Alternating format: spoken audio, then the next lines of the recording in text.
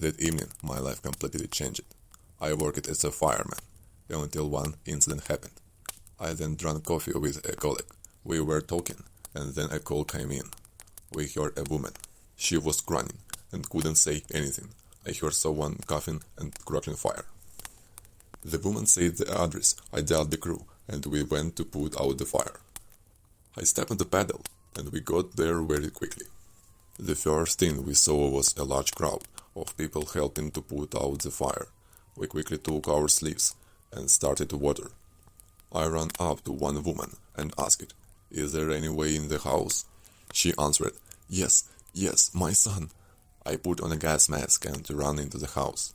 I have met with this more than once. I know how to save people who remained in the burning house and himself to stay alive.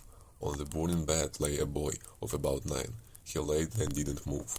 I pulled a gas mask on the child, took him in my arms, and ran to the exit, but the floor of the second floor collapsed on me.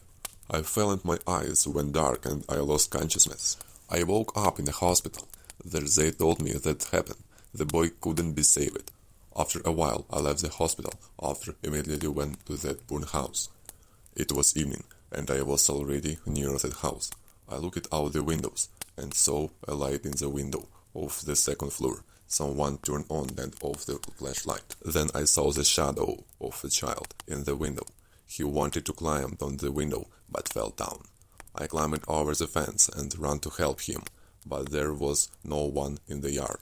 The door to the house was open, and I saw that someone was in the house run.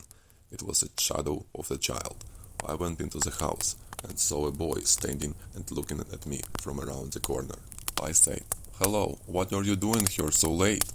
The boy looked at me and said nothing. Then I realized that this was the boy who was on fire. "I live here," the boy said. I ran out of the house, got into the car, and drove away. The next day we received a call again. The apartment was on fire. We arrived, and I was scared. In the window of the burning house stood the same burned-out boy. He looked at me and waved his hand. A year has passed since this event, and I have been exposed to fire danger more than once. There have been many times when I almost burned out, as if I was cursed, and always when a dangerous fire situation happens to me. A burned-out boy appears, smiles and waves his hand at me.